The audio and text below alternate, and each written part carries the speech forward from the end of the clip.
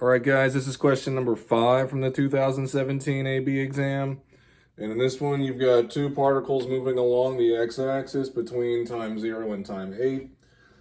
You're given a position function for particle P, and you're given a velocity function for particle Q.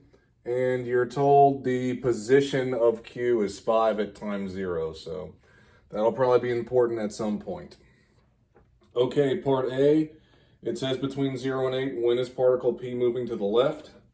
So that's simply when particle P's velocity is negative. So you go from position to velocity by deriving. Okay, that's an ln, so the derivative of the stuff over the stuff.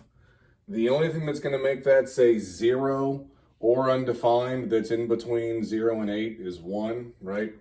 So that's my tick mark.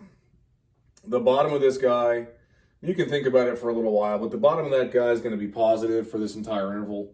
You could plug and chug and see it, but it is, especially because this plus 10 is here. Like, that really helps drive that.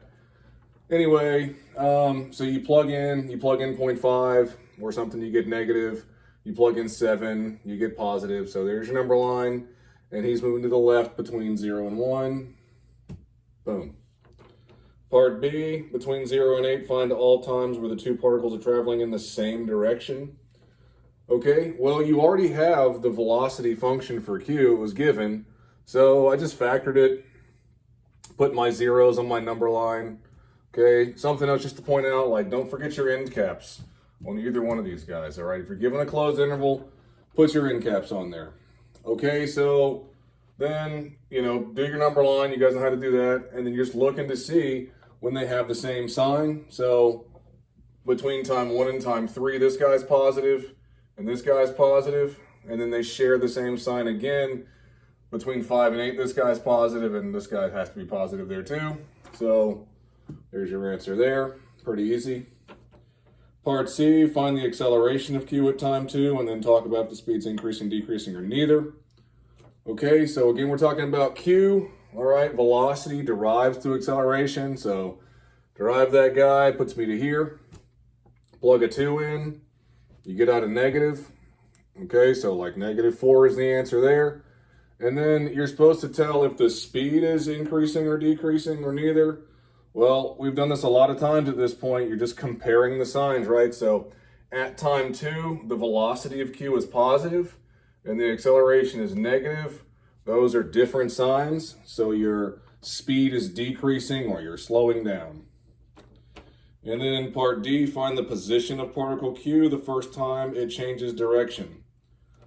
Okay, so the first time that particle Q changes direction is at time 3, and our initial condition says that Q is at position x equals 5 at time 0.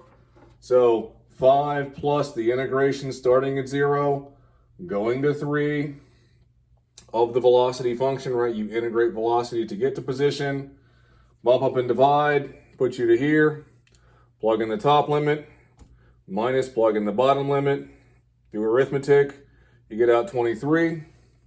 Something just to say before I cut this one off, there's no units of measure up here. The problem didn't give any units of measure, so if no units of measure are given, there's none required in return.